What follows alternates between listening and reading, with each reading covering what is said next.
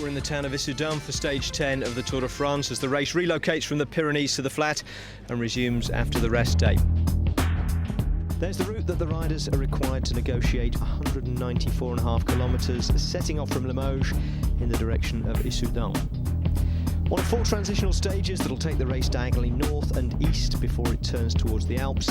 Pretty flat, certainly by the standards of the last few days, and it marks the resumption of the fight for the green jersey between Tour Hushovd and Mark Cavendish, who's the odds-on favourite to win today. Hushovd, of course, is the man in the green jersey at the moment, having taken it off Cavendish via a couple of intermediate sprints in the mountains.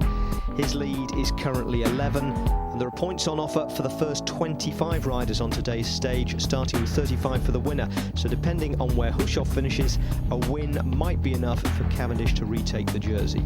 Now, one of the most vociferous opponents of today's radio ban is Bjarne Riis, the Saxo Bank manager, saying it might delay him from getting up to an injured rider. So, of course, the first crash of the day involved Saxo Bank's Kurt Asler Arvesen. He got back on eventually, but had the worrying look of a man with an injured collarbone. Now, today's early breakaway was held up by a train crossing the route, which allowed Samuel Dumoulin to join them. And that settled down as the day's escape. With Dumoulin were 2 other Frenchmen, Benoit Vauprenard and Thierry Huppon, and Mikhail Ignatieff of Russia, who's already been in 347 kilometres worth of breakaways so far this tour. Well, there's another move gone from that leading group of 4. I think they now know it's completely and utterly over, but it's Huppon who's gone up the front. But look at the work being done by Team Quickstep there. Huppon has jumped away, but the field here, they're dashing and dying. You see how narrow the roads are now? But this is going to be the shutdown here of 1.6 kilometres to go here. And it's being led up by the Lee Quigas team, trying to get Daniel Bernati into the action. 1.4 kilometres to go. They've just caught Hubert Huppon, and hopefully they'll make that bend, because that was a wide corner, and they didn't make the bend. Somebody shot off to the left on a very sharp right-hander. It's a Katusha rider who's gone down there, I think. And that was the end of Vauprenard. The man who was in the break, but he's come out the tail. I don't know whether our cameras can see which the rider, Katusha rider who went down. I think it was Vladimir Karpets. Now's the big organisation by Team High Road. This is Tony Martin keeping the pressure nice and high. Inside the final kilometre, George Hincapie takes control. In Hincapie's wheel is going to be Mark Renshaw. He's the man, the pilot fish, to take Mark Cavendish into the last 300 or 400 metres. Cavendish is in 3rd place. Big fight for Cavendish's wheel, because there's the green jersey of Tour Hushovd, and Tyler Farrar is right there, but he's coming up. It's actually going to spoil the lead out. Well, Tyler Farrar is going on one side. They're confusing each other here. They almost took out the rider in the middle.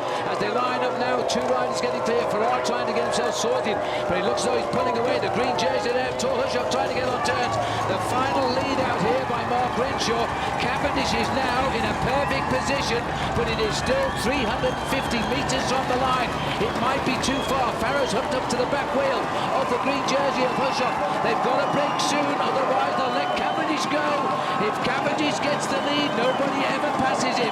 He's gone again, now he'll kick again.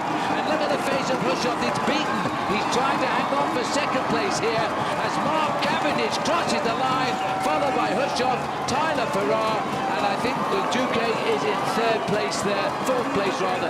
Well, Paul, he's just too quick. They should never allow him to lead out. Well, in fact, I noticed that Garmin tried to get the switch on them when they came into the final group of chicanes there, but there was too much control. First of all by George Hincapie, then, of course, by Mark Renshaw, who looked like he was dying on the way down to the finish, but he took his sprint all the way to the last 200 or 300 metres, because he knows that once you lead out Mark Cavendish, it's impossible to come by him. There's the crash once again. That was a Katusha rider. I think it was Vladimir Karpets who went down pretty hard there. It didn't cause any confusion to the main sprinters at the front of the pack. Now look at the face of Cavendish here. Mark Renshaw had to hold just a little bit longer than normal there, because they've run out of lead-out men, and give Cav his best shot at the finish. He was always aware of where Hushovd was. Hushovd says he can't beat this man on these sort of finishes, and he's proved that point again. Tyler Farrar there in 3rd place, the American sprinter, as he now looks at a green pair of glasses here, so he might be expecting the green jersey back, but he won't get it, because in fact Hushovd getting 2nd will keep that lead in the green jersey competition. It certainly will, but Cavendish is proving to be an incredible sprinter, but you know what, he can't win the sprints without that man there, Mark Renshaw. Renshaw led that sprint out to absolute and utter perfection in the last 450 metres. just look at this, the perfection of Team Columbia High Road. That's Hincapie there in first position, going around the corner.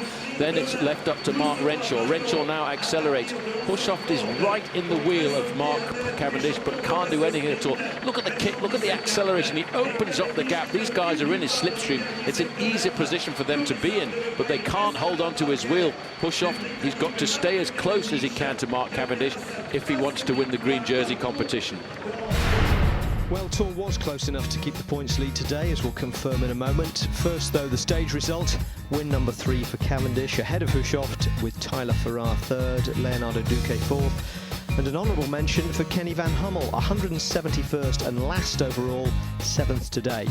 None of them, though, really close to Cavendish, who had time to brandish his green glasses as he closes in again on the matching jersey. I needed a rest day yesterday, it was good. Everyone was fresh today. And you saw my team rode well again, they were determined. After the Pyrenees, they rode well with me throughout the Pyrenees, and that was for the reason to come and win more stages. So we took the race on again today, and it was a tough little finish, but they delivered me perfect. I was able to hold Tour off, so yeah, it's nice. Now, while the green jersey race resumed in earnest today, the yellow jersey was in hibernation and might stay there all the way to the Alps.